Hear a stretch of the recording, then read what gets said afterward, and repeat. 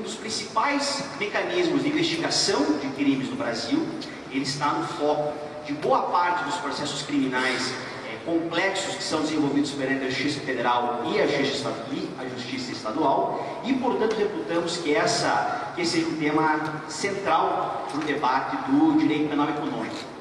Então, o nosso objetivo aqui é sempre recebê-los em espaços culturais, como é a capela do antigo Colégio Santa Maria, hoje um anfiteatro dedicado à apresentação de peças, obras musicais da música erudita, e hoje vamos profanar um pouco esse espaço com um debate jurídico. Então, antes de chamar os nossos debatedores ao palco, eu gostaria de agradecer os nossos apoiadores, iniciando pelo nosso patrocinador, a Academia Brasileira de Direito Constitucional, a ABConst. Também agradecer à Prefeitura de Curitiba pela cessão desse espaço a nós, a Fundação Cultural de Curitiba, mantenedora desse espaço, o Instituto Curitiba de Arte e Cultura, que é responsável pela administração aqui da casa, e também todos os servidores do Instituto Curitiba que estão aqui dando apoio para o nosso evento, o pessoal do som, da iluminação, e agradecer também o apoio da Escola Superior da Advocacia da OAB Paraná. Então, dando início agora ao debate, eu gostaria de chamar ao palco, primeiramente, o delegado da Polícia Federal, Felipe Passi.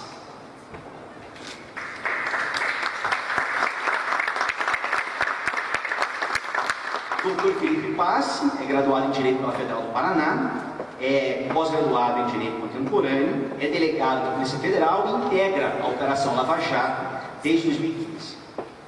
Convido também a professora Raquel Mazzuco Santana.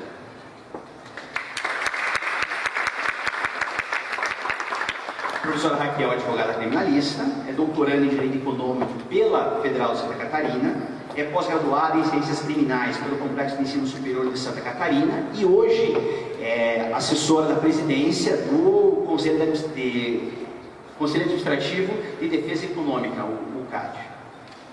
Convido também o professor e juiz federal Ricardo Rachid de Oliveira.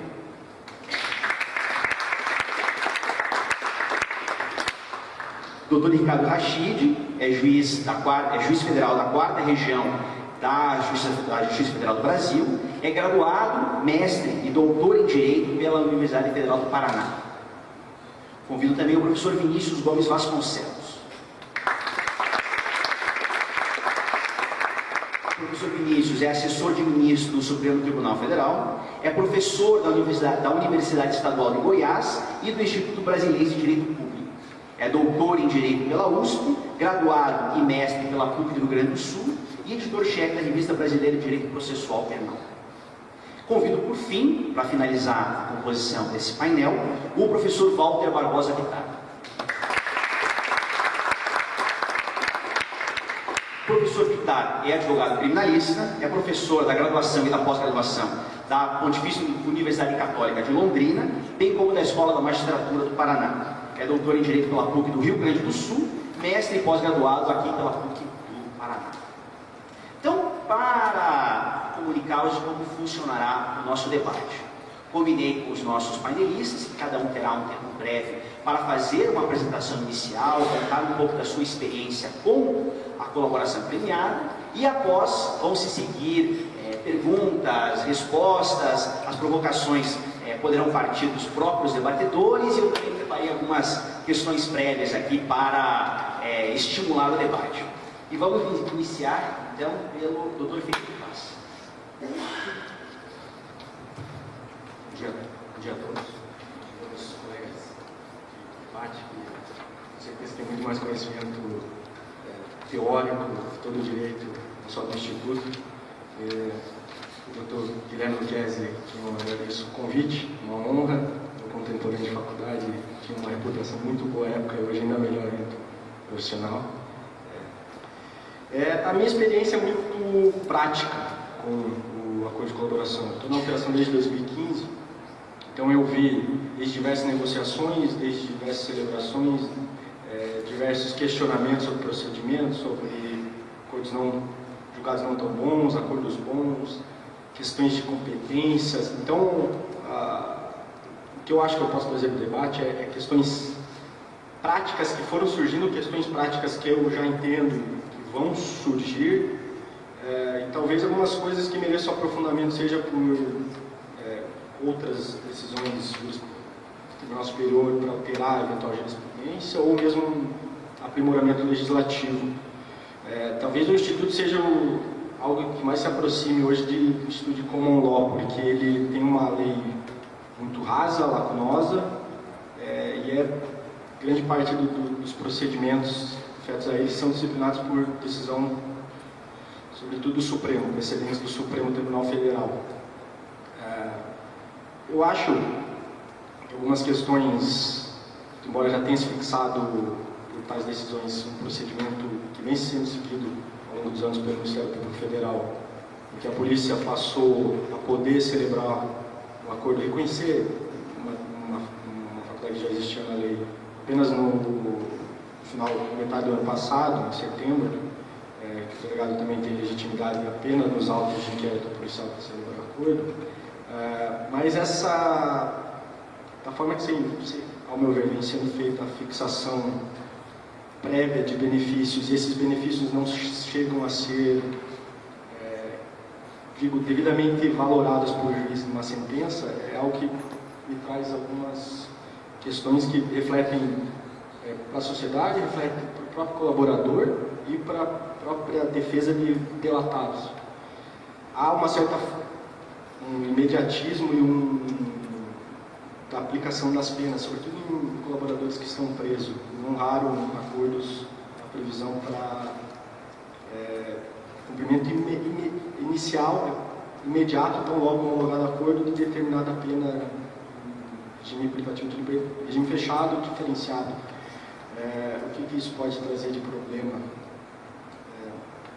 Se o processo que aquele colaborador está colaborando tivesse anulado, ele já está cumprindo uma pena já homologada, não há um prejuízo ao colaborador, a própria sociedade em que ele já está cumprindo uma pena por determinados benefícios por resultados que ainda não foram julgados válidos e não fundamentaram uma condenação, a sociedade o Estado já não abre mão de aplicar a pena completa, aplicando-a preliminarmente de forma menor, sem saber qual é o resultado que aquela condenação vai ter. Ela vai ser eficaz para identificar membros da organização criminosa, ela vai ser suficiente para prevenir outros crimes, ela vai ensejar a reparação e recuperação do proveito do crime.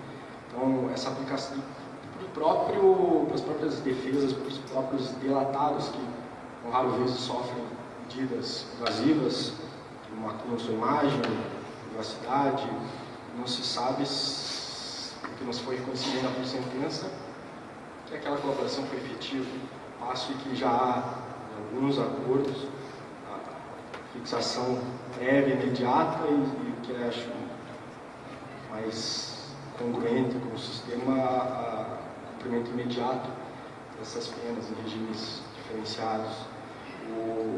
Não estou nem questionando a questão de penas não previstas em lei, regimes não previstos em lei. Há um entendimento, já ouvi por parte de advogados, de procuradores, de que se a lei de colaboração se ela permitiria menos, que seria um regime diferenciado, uma pena diferente, mas ainda assim, uma vez barraria, cita a legalidade penal. Outro problema que eu vejo já na prática, sobretudo nos diversos acordos que foram celebrados ao longo da Operação Lava Jato, desde o começo, porque não tinha prisão legal, não se disciplinava isso, nos primeiros acordos havia alguns fatos delatados em que envolviam autoridades com prerrogativa de foro.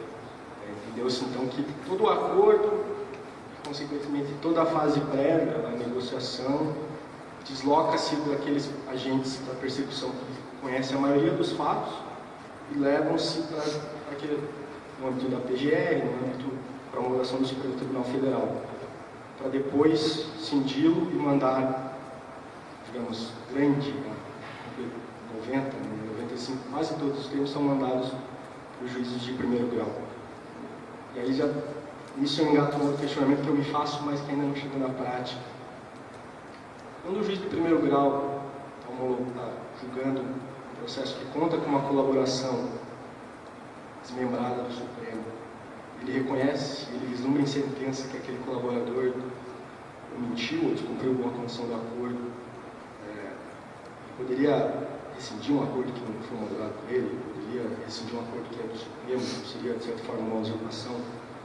Acho que no âmbito da Lava Jato, o único acordo que foi rescindido foi em sentença, porque se reconheceu por literalidade da lei no momento adequado para a apreciação dos termos do acordo, da sua eficácia em sentença, então reconheceu-se que em sentença o colaborador havia mentido e nesse momento foi rescindido. Mas aquele acordo havia sido celebrado, homologado perante o juiz que o rescindiu. Então, poderia um juiz rescindir um acordo homologado por outro juiz, não haveria uma usurpação de competência? E inexistindo esse procedimento específico de como se trata da rescisão, sendo, a meu ver, correto o entendimento que deve ser em sentença porque é o momento que se apreciou os termos, que eu invado muito a esfera do Dr. Rachid, né, que eu estou cobrando sobre a sentença e a valoração do acordo. A gente sabe que no Supremo, infelizmente, por diversas atribuições, uma corte muito tarefada com muitos processos, é natural a ausência de uma celeridade se espera no processo penal. Então, nesse caso que eu trouxe hipotéticos, o juiz de primeiro grau não poderia, se não poderia, ele teria que esperar uma sentença, no caso do Supremo, que homologaria, então, que rescindiria o acordo, mas quanto tempo demoraria? Por isso, a polícia, quando se posicionou numa manifestação técnica no Bojo da ADIM, que reconheceu a legitimidade do delegado, falou que a polícia mais defende no acordo, além da fixação abstrata de benefícios, que só seriam efetivamente aplicados em sentença, é um estrito e literal respeito às regras de competência, ao princípio do juiz natural, ao princípio do devido processo legal. Que implicaria o quê? Se o delator tem fatos a trazer aos investigadores, envolver uma autoridade que for, diversos outros fatos, autoridades que não detêm foro serem julgadas em primeiro grau, deveria ele fazer tantos acordos quanto forem os juízos competentes para processar aqueles fatos. Isso implicaria maior ônus para as defesas, maior custos, porque desenvolveria mais a máquina estatal judiciária trabalhar antes, pois em vez de uma homologação com desdobramentos, desmembramentos, teríamos praticamente 2, 3 homologações, mas ao ver da Polícia Federal no parecer técnico, evitaria algumas questões que ainda não surgiram na prática, mas pensando hipoteticamente poderiam surgir. Também a ausência de disciplina, como se aplicar o benefício da colaboração após a aprovação de sentença. Se a pessoa já conta com um acórdão ou já um recurso julgado no Tribunal Superior, mas ainda sem trânsito do julgado,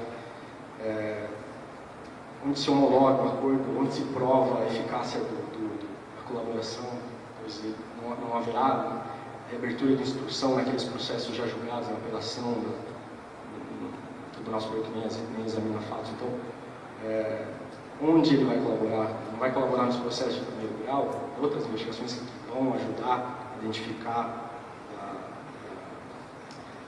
alcançar os resultados dos incisos ali do caput do artigo 4º da Lei da Colaboração. Não deveriam haver, aqui também, hipotético, uma homologação no juízo de primeiro grau em que vão ocorrer esses inquéritos, uma homologação no juízo que ainda tem competência sobre aquele recurso que já está condenado apenas para resguardá-lo, para ter eficácia para aplicação no eventual futuro benefício.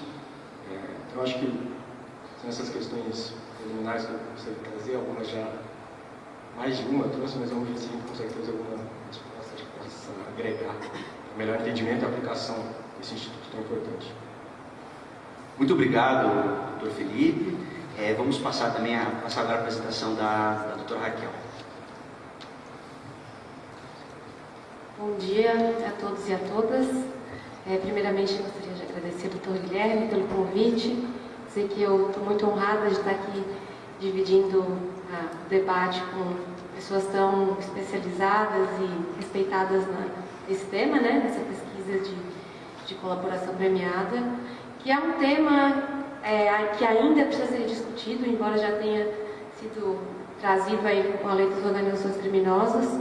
Ainda se encontram muitas lacunas, né, para discutirmos, e nem sempre a construção jurisprudencial ela consegue solucionar esses problemas, né? Embora a gente saiba que tem havido uma tentativa de suprir essas lacunas. Esse Instituto da Colaboração Premiada, ele tem mudado, né, o tempo, o lugar e a própria função do processo penal.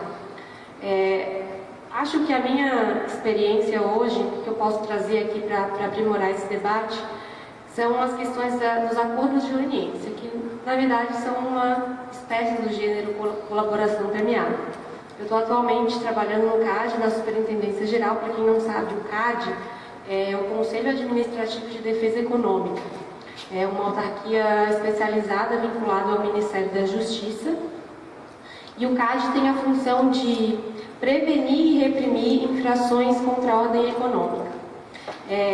Nós temos aí o cartel como a infração mais danosa à ordem econômica, mas tanto que o cartel é também tipificado como crime, é um crime previsto na Lei 8.137, e também é um crime previsto na Lei de Licitações, na Lei 8.666. Quando a gente fala aí de cartel de licitações, cartel para fraudar o caráter competitivo das licitações.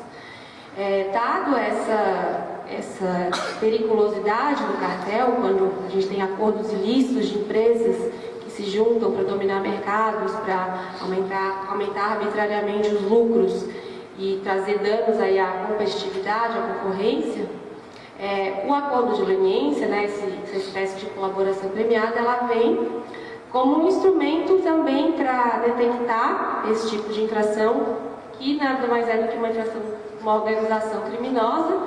Então, detectar, investigar e punir. Então, a função do CAD também é investigar essas infrações para, ao final, condená-las, e as multas são altíssimas, podendo chegar até R$2 milhões para pessoas físicas e jurídicas. Lembrando que o nosso acordo de leniência, então, ele é firmado tanto por pessoas físicas quanto jurídicas. E aí, para vocês entenderem um pouco da diferença de o que é acordo de leniência, o que é colaboração premiada, que eu acho que isso ainda gera um pouco de dúvida, né, na academia, enfim, na própria prática.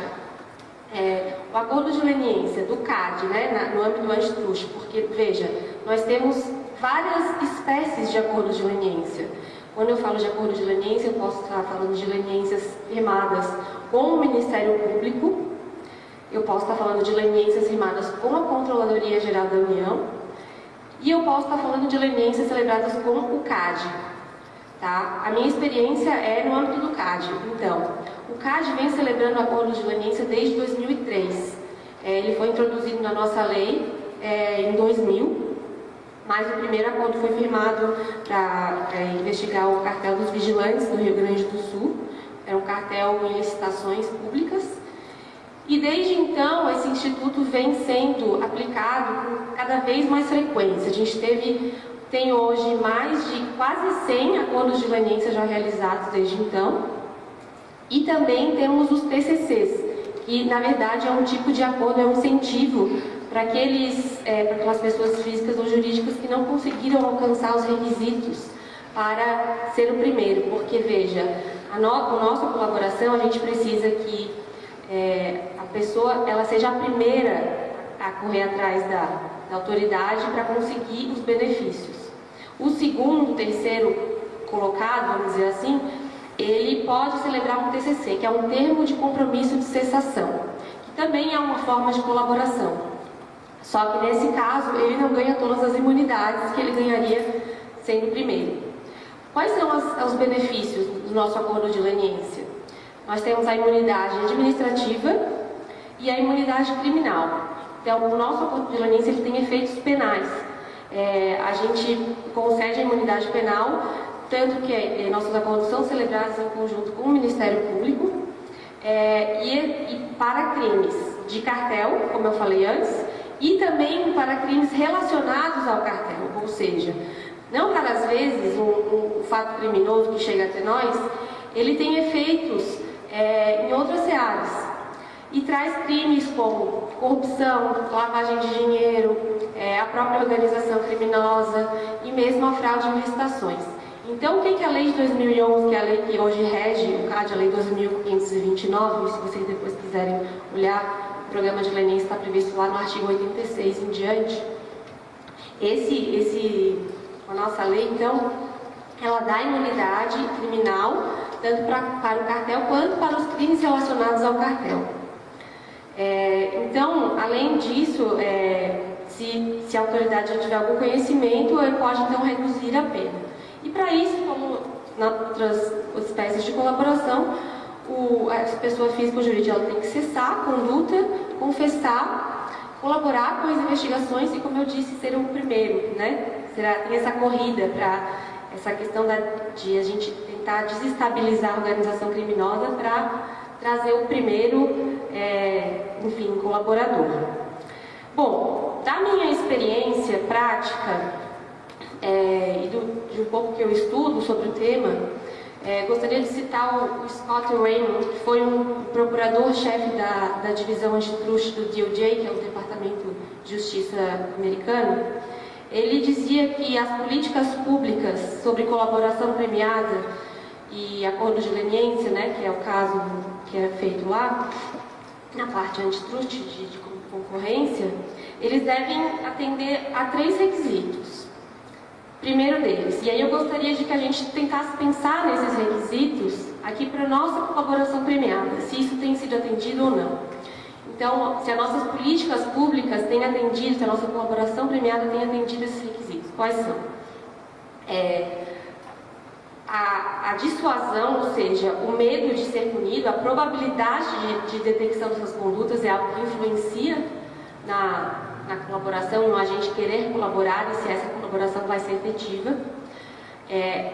O quanto de pena que essa pessoa vai ter contra si, se for pega, né? E transparência, previsibilidade e segurança jurídica, que para mim, eu acho que para nós é o que a gente mais consegue discutir em cima disso. Eu queria questionar os meus colegas debatedores, então, como um pano de fundo aí, o que a gente precisaria fazer hoje, enfim, discutir e trazer soluções no âmbito de previsibilidade, transparência e segurança jurídica, que eu sei que é genérico, mas acredito que seja a base para a gente discutir melhorias da colaboração premiada. Outro ponto que eu queria trazer, trazendo até a questão da decisão do STF, que entendeu a colaboração premiada como um negócio jurídico processual personalíssimo, embora isso ainda, até conversei com o Dr. Walter, isso ainda vai ser discutido, que eles ainda vão retomar esse tema, eu queria trazer um ponto específico, né, dessa questão do negócio jurídico processual, a questão da voluntariedade. A gente sabe que, se a gente entendeu o acordo de colaboração premiada como um negócio jurídico, eu preciso ter manifestação da vontade, eu preciso que esse ato seja voluntário pelo colaborador. E aí a minha questão até o doutor Felipe também trouxe, a questão desse ato se ele tiver coação, se ele tiver um vício na manifestação de vontade. E aí, se a gente pegar o instituto mesmo da teoria do negócio jurídico e analisar, se isso não invalida o negócio jurídico. E eu gostaria de questionar os debatedores também, se teriam o que mais poderia invalidar o negócio jurídico e tornar nulo ou anulável. Acho que essas são as minhas considerações iniciais.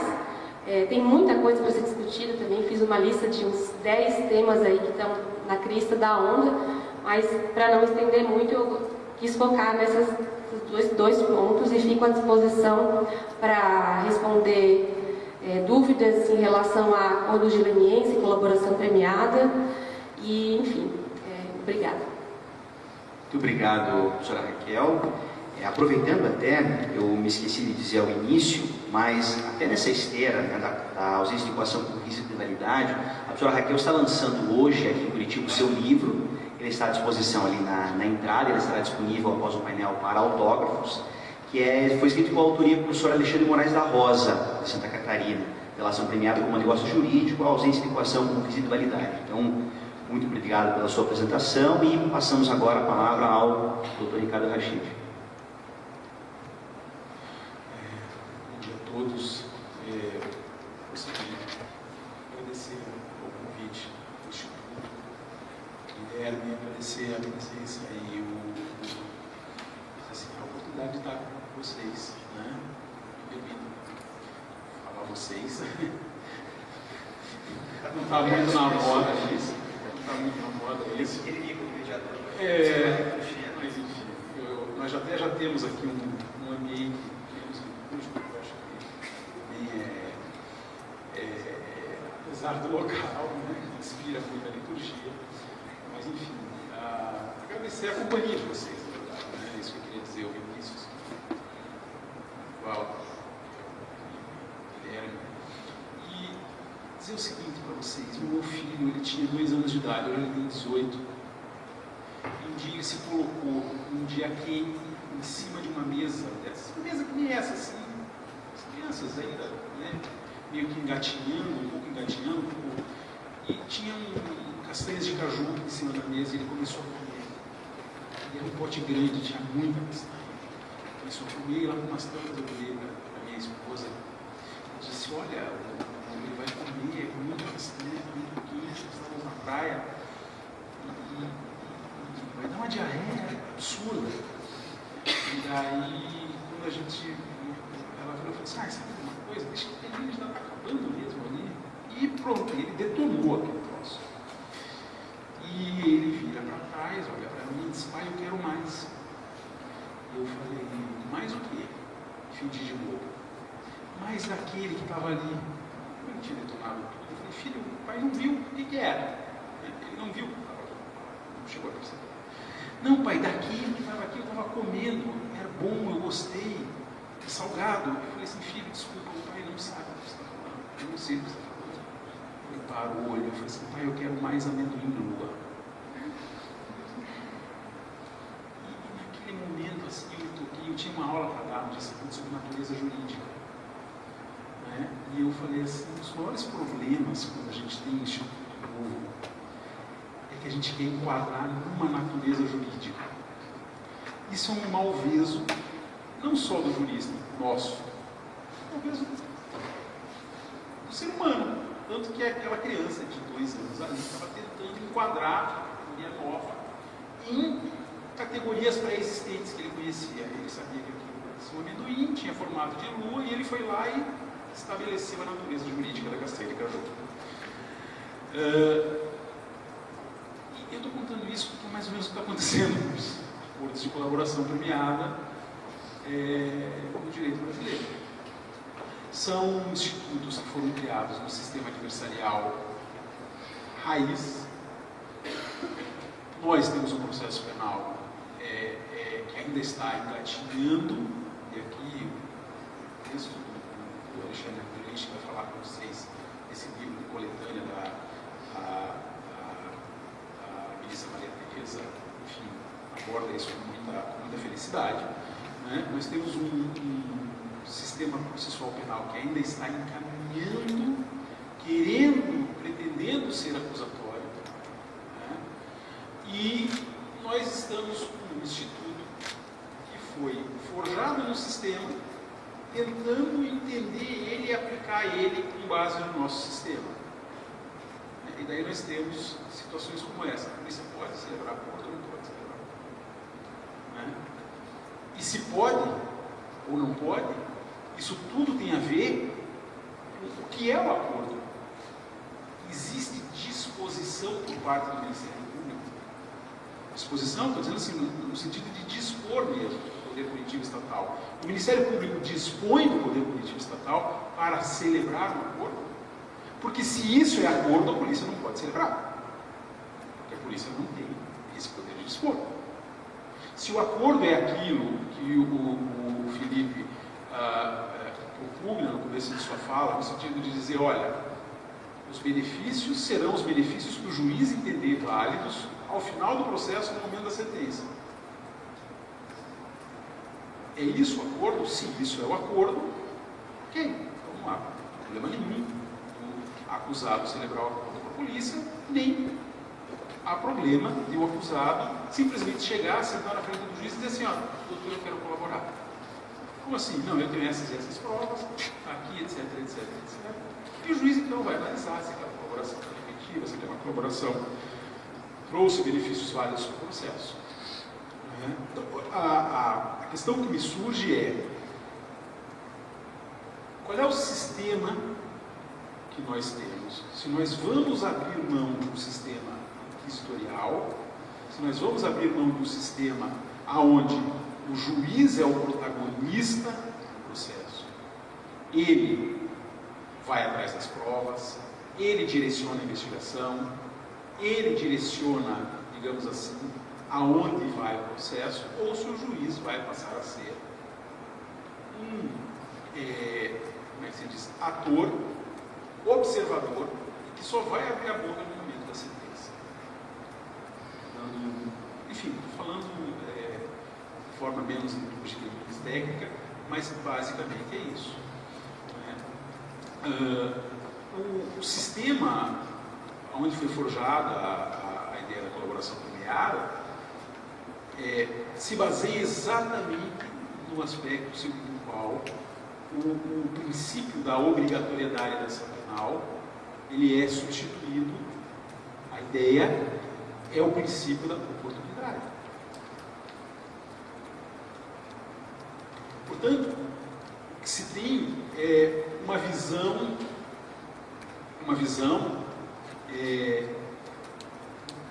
muito mais clara no sentido segundo o qual o Ministério Público tem um poder de disposição a respeito digamos assim, dos interesses que ele cura. Nós ainda temos, enfim, uma série de institutos, né, que buscam no processo penal que nos impulsiona a pensar no sentido oposto. O Ministério Público não pode desistir do recurso que tenha reposto. Nós temos, né, aceito majoritariamente por parte da doutrina, pelo menos, embora não exista um artigo sequer na Constituição e no Código de Processo Penal que diga que o Ministério Público tem a obrigação de procuração penal, mas nós aceitamos o princípio da obrigatoriedade. Por quê? Porque a nossa doutrina no processo penal é uma doutrina que se fez basicamente em cima da doutrina italiana e no Código de Processo Penal italiano, não sei no atual, mas no Código anterior, que inspirou o de 40, dizia que o Ministério Público tinha a obrigação de procuração penal. E, portanto, nós importamos doutrinariamente o princípio da obrigatoriedade. Não estou dizendo que sistemicamente não fosse a interpretação correta na doutrina processual penal do passado, mas o fato é que os autores que trabalhavam o tema com um pouco mais de profundidade tinham uma imensa dificuldade de justificar onde está a regra que impõe ao Ministério Público a obrigação de procuração penal. Tanto que aqueles que iam um pouco mais a fundo diziam, não, como o interesse público é indisponível, o Ministério Público não pode dispor, portanto ele tem a obrigação de procuração penal. Só que a pergunta que se faz então, já que o problema é um problema de indisponibilidade do interesse público, é saber qual é o interesse público prevalente? Procuração penal ou não procuração penal numa situação em que um dos integrantes da cadeia criminosa está se dispondo a apresentar provas, está se dispondo a colocar às vezes a sua vida em risco, está se dispondo, digamos assim, a oferecer muito mais do que as autoridades tinham a respeito dele. Enfim, eu sei que aí não está controlando, tá? Não, mas enfim, eu preciso me controlar, senão eu vou abusar da paciência de vocês. Eu sei que a ideia então, eu sei que a ideia, na verdade, é que a gente, enfim, coloque fora algumas inquietações, né? Isso ainda mais sobre algumas inquietações, mas enfim, a minha reflexão, né, começaria justamente sobre esse aspecto, ou seja, as dificuldades que nós temos de tentar entender um instituto.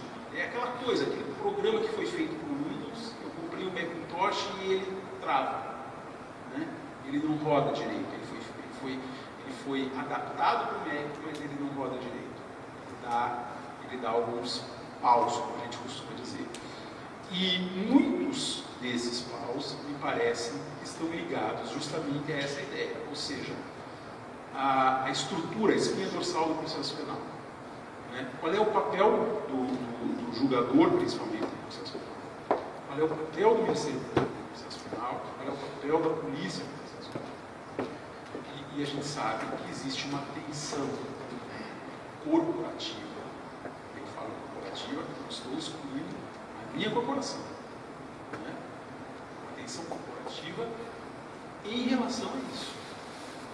Em relação ao protagonismo, né, da condução do processo penal. Enquanto nós tivermos uma situação como essa, me parece que os problemas eles serão, digamos assim, multiplicados. A questão que eu coloco agora é a respeito da segurança jurídica. Né? Por que um acusado se dispõe a celebrar um acordo de colaboração premiada, ou melhor, ou só se dispõe a colaborar mediante um acordo? Porque ele quer a segurança jurídica, que aquilo que ele acordou e vai ser aplicado. Que me leva a crer que se ele não tiver essa segurança, né, como o precedente, que é vamos dizer assim, o mais completo por hora, que tratou dessa questão, que é o do ministro Toffoli, se ele não tiver reconhecido a ele o direito subjetivo ao benefício acordado, ele obviamente não vai colaborar. E o Instituto da Colaboração Premiada, ele tem uma tendência natural a ruir. Eu ouvi advogados assim, eu tenho orientado os meus clientes nesse momento a não colaborar mais. Por quê? Porque eu já não posso mais assegurar a eles que aquilo que vai ser acertado, aquilo que vai ser acordado, vai ser entregue. Porque, embora tenha um precedente muito claro, firmado por unanimidade do Supremo Tribunal Federal, dizendo que há um direito subjetivo, a gente tem visto ministros em óbito em alguns julgamentos, e às vezes em entrevistas à imprensa, dizendo não, a coisa não é bem assim. E esse instituto, assim, por mais que ele esteja sujeito a inúmeras críticas, por mais que ele demande um aperfeiçoamento, e aí houve, né, todas as iniciativas como essa, do Instituto de Direito Penal Econômico, de trazer a questão à discussão, embora ele precise de aperfeiçoamento, ele precise ser depurado, ele precise ser estudado, ele precise ser aprendido, é inegável a colaboração, né, para os resultados que esse Instituto nos traz. Eu me lembro quando eu pela primeira vez ouvi a expressão cifras negras da criminalidade. O professor de criminologia entrou em sala de aula e começou a falar de cifras negras de criminalidade, e ele, para exemplificar, ele dizia sobre o tempo que adultério era crime. Em 2006, adultério era crime, deixou de ser. Em março de 2006, mais especificamente, deixou de ser crime. E ele dizia o seguinte, assim, olha, para vocês terem noção mais ou menos do que o Schusterman estava falando de cifra negra, ele falou de cifra negra de criminalidade, vocês pensem o seguinte, o que vocês acham que acontece mais? Bom, pelo menos aqui em Curitiba. Você acha que aqui em Curitiba acontecem mais adultérios ou mais homicídios? Aí, enfim, a resposta é que não, claro que é adultério, né? Pois é, mas vá olhar os registros policiais e você vai ver que tem muito mais registro de homicídio do que de adultério. Porque o corpo aparece. Né? E o adultério, em geral, os dois são culpados. Porque você só tem duas testemunhas, em geral, quando o adultério acontece. E nenhum dos dois tem interesse em contar o que fez com o outro. A questão da corrupção, ela passa mais ou menos pela mesma ideia. Quem foi corrompido comete um crime, quem é corrompido comete um crime, e o Estado, em um dado momento, cansado de ser o último a saber, resolveu comprar os dois, né, para dizer isso. Isso é moral, isso é ético, isso é lícito, enfim. São talvez questões que precisem ser analisadas com um pouco mais de detência, e de que forma nós precisamos, devemos e podemos fazer isso. Eu creio que, do ponto de vista prático, os resultados, ainda que sujeitos a críticas, eles estão ali, me parece que o Instituto precisa ser preservado. Né? Mas precisamos estudá-lo ainda e debater. Então, são algumas inquietações iniciais que eu coloco a respeito desse tema. E, enfim, aguardo aí a manifestação dos colegas de bancada que estão mais focados no tema, para depois a gente voltar a outras temáticas.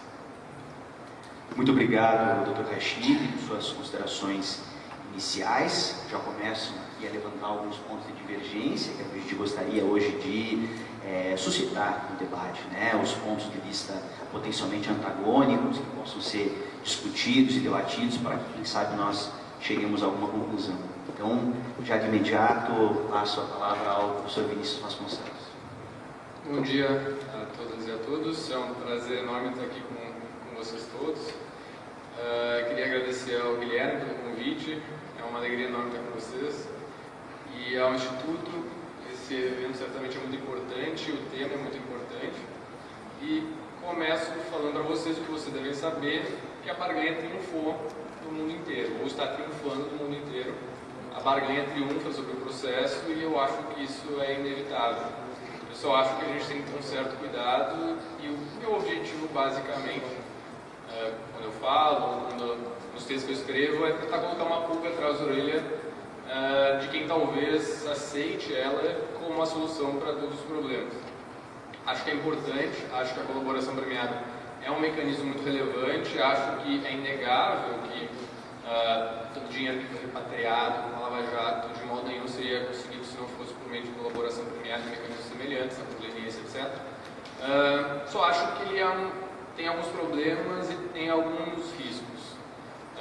O que a gente vê lá dos Estados Unidos, nas séries que a gente gosta tanto, Suits, How to Get Away from Murder, etc., aquele júri maravilhoso, o pessoal debatendo, aquela coisa, suado, chega o estagiário correndo com uma prova de último momento, consegue a absolvição. Aquilo, na verdade, é um mito, aquilo nos engana. Aquilo acontece nos Estados Unidos em 5 a 10% das condenações, enquanto 95% das condenações são obtidas por meio de barganha, de acordos. Isso é algo que está espraiando para o mundo inteiro. Todos os novos códigos de processo penal aqui na América Latina e a grande maioria dos países já estão numa segunda ou numa terceira fase de processos penais pós-ditaduras, enquanto aqui no Brasil a gente ainda tem aquele código de 1950 e pouco. Todos eles já têm mecanismos bastante ampliados de negociações. E aqui eu falo negociação de um modo mais amplo do que colaboração premiada. A colaboração premiada é uma espécie da justiça criminal negocial e no mundo a justiça criminal negocial triunfa de um modo muito mais amplo. Aqui no Brasil a gente ainda tem uma certa resistência, mas vai chegar. Todos os últimos grandes projetos que estão em discussão no Congresso Nacional, eles propõem ampliação de acordos, de barganha, procedimento sumário, projeto de novo Código de Processo Penal, as medidas do MPF, o pacote anticrime. Todos eles têm mecanismos de barganha ampliados, para crimes de até 8 anos, para todos os crimes.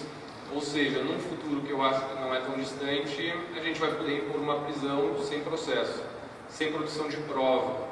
A colaboração premiada ainda é um passo anterior, pelo menos ela tem uma função probatória, ela tem uma função epistemológica de produção de provas, ela não exclui completamente o processo, salvo lá no caso do parágrafo 4, né, do não oferecimento da denúncia.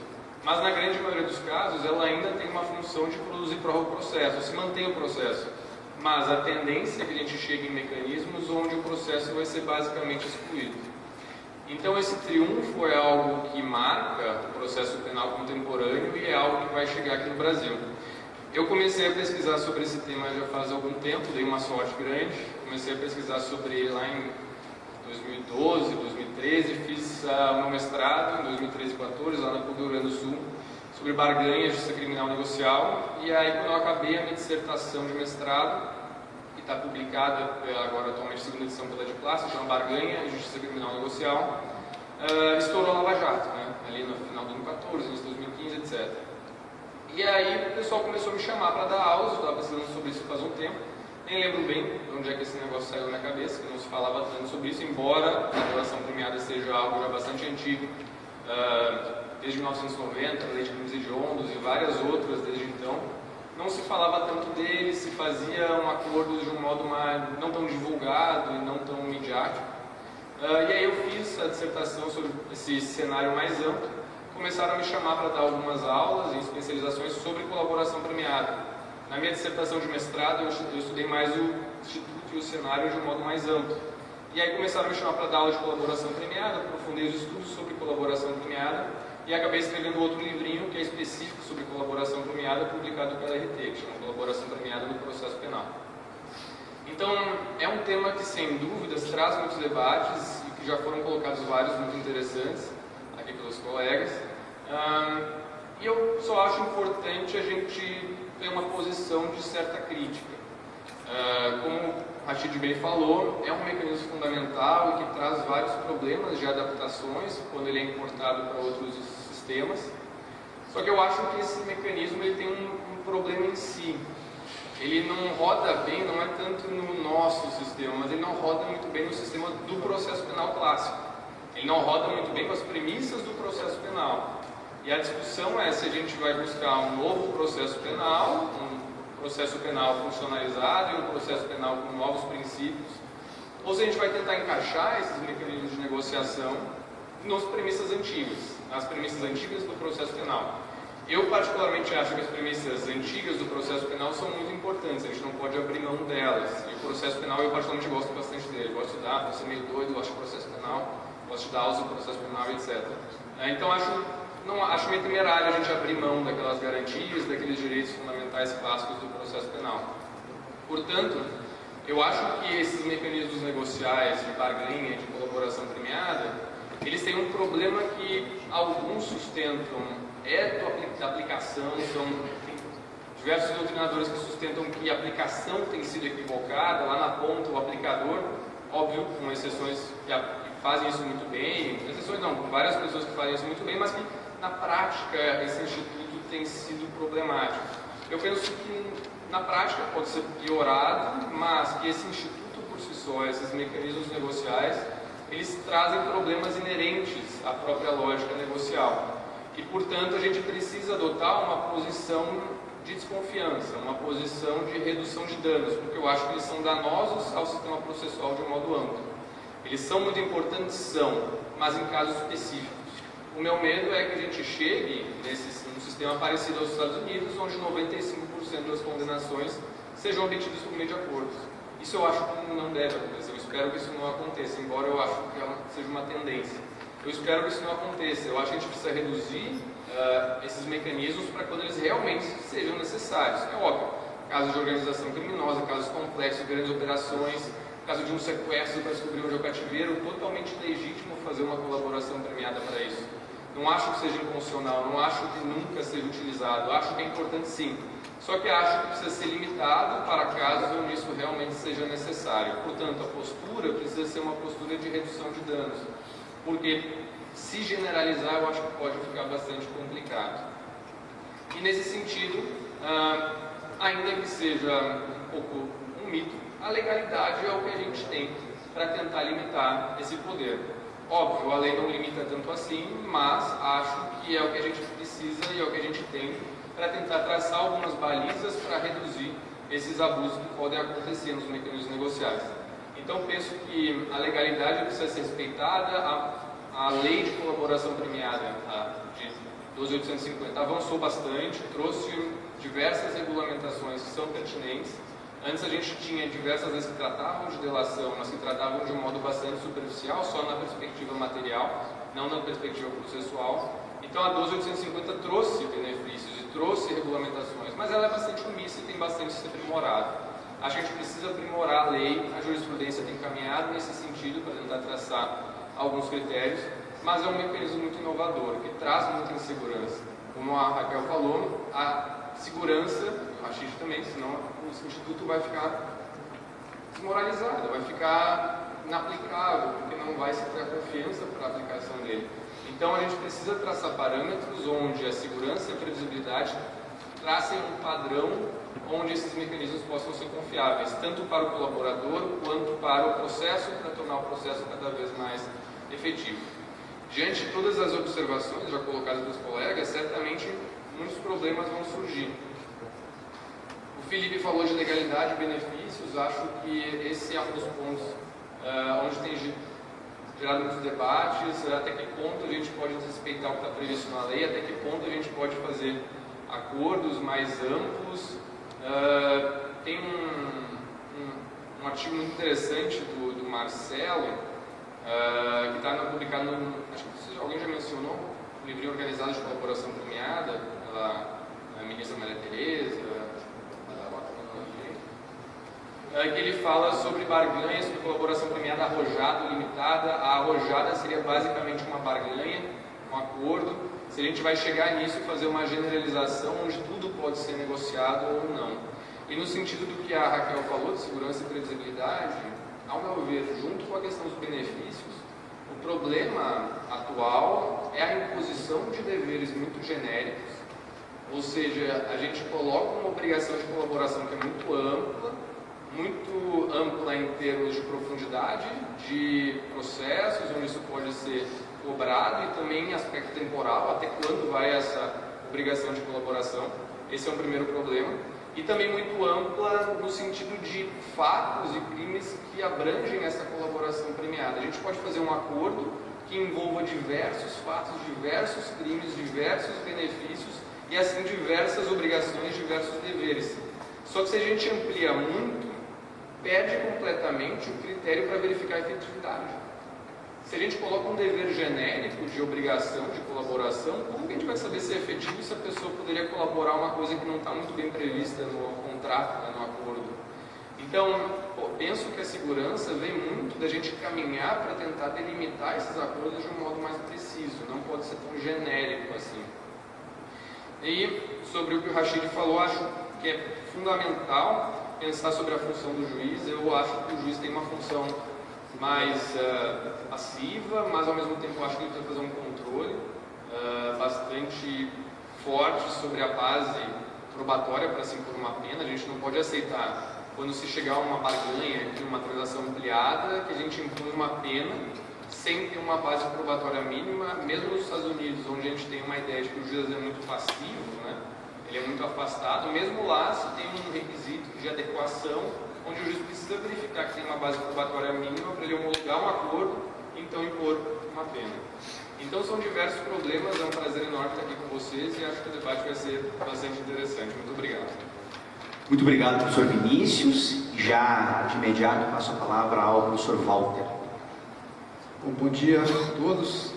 Claro, também estender o meu cumprimento ao Instituto e na pessoa do professor Luquezzi, um amigo que a gente conquista, e mais um e que a gente tem muita empatia e tem que agradecer esse convite. Professor Felipe, Raquel, Ricardo, Vinícius, alguns encontrando depois de muito tempo. Eu queria começar a minha ponderação sobre um viés completamente diferente dos meus 4 colegas que me antecederam. Por quê? Por que diferente? De tudo que foi falado, nós parece que esquecemos como é que a delação premiada entrou no nosso ordenamento jurídico e qual seria a forma de fazer um viés que é desprezado no Brasil, que é o viés dogmático do direito penal, de uma figura que já era conhecida, que já possuía categoria localizada dentro dos estudos de direito penal material e que foi absorvido violentamente pela prática do cotidiano e pela jurisprudência do país. Vou explicar o que é tudo isso. Lá em 1990, quando se introduz a delação premiada no ordenamento jurídico brasileiro, ela é colocada dentro do Código Penal como uma figura que nada mais é do que uma conduta positiva pós-delitiva, onde o indivíduo, depois de um fato típico antijurídico culpado, ele vai receber um prêmio por ter colaborado de alguma forma positivamente para a diminuição das consequências jurídicas ou extrajurídicas de seu ato. Outro exemplo, o crime contra a ordem tributária. O que acontece no crime contra a ordem tributária? Aquele indivíduo que, mediante uma conduta positiva, pós-delitiva, que nada mais é do que o pagamento do tributo, inclusive no Brasil até de forma parcelada, ele tem extinto a sua punibilidade quando ele procura de alguma forma diminuir a sua conduta. Então, essa figura, que ela é pouco estudada também no tema do direito penal, que diz respeito à punibilidade do fato, ela é uma figura de direito material. E vejam que as abordagens dos colegas, eu estou querendo trazer o contraponto, ela vem muito a partir do direito processual. Porém, de 1990 até 2013, que é quando vem a Lei 2.850, nós não tínhamos nenhuma única norma procedimental a respeito do Instituto. E nem por isso ele deixou de ser aplicado. E ele ganha popularidade, coincidentemente, aqui no estado do Paraná, em Curitiba, a partir do caso Banestado, quando é feita a primeira delação de Alberto Youssef. Mas ela não era a primeira delação premiada feita no Brasil. Então vejam o hiato de tempo em que nós convivemos com essa figura, que sempre foi identificada pela doutrina, que já existia, que teve aplicação e que não existiu a menor preocupação ou barreira com relação à inexistência de elementos procedimentais ou processuais que impedissem a sua aplicação. E elas se mantiveram rígidas até hoje. Eu desconheço, pelo menos nos processos de grande repercussão, eventual prejuízo àquele que delatou. Então, a ausência de um sistema acusatório pleno ou misto que funcione, ou mesmo inquisitório, como eu acredito que ele ainda é até hoje, estamos falando aqui de sistema processual, nunca impossibilitou o estudo dogmático desse instituto. Foi daí que eu parti da minha pesquisa, porque eu começo a pesquisar o tema na punibilidade e depois dirijo ele, dentre as várias espécies do gênero de punibilidade, a delação premiada antes da Lei 2.850. Por isso também eu penso que eu tenho um viés e uma visão diferente dos demais colegas. E pior, conversando com a professora Raquel, a questão dos acordos de leniência, ela está trazendo essa também, eu concordo, uma espécie de gênero de delação premiada. Parece que ninguém nunca percebeu que a Lei 10.149 do ano de 2000 trouxe elementos procedimentais a respeito da delação premiada, do acordo de leniência, e numa legislação não penal estipulou prêmios penais àquele que colaborasse com as autoridades. Está lá, artigo 35C, da hoje revogada, Lei 10.149 de 2000. Então, o Brasil, hoje, e é onde eu vou colocar algumas posições para o debate, ele possui dois modelos de delação premiada em vigência. Dois. E a gente tem que saber pensar nisso.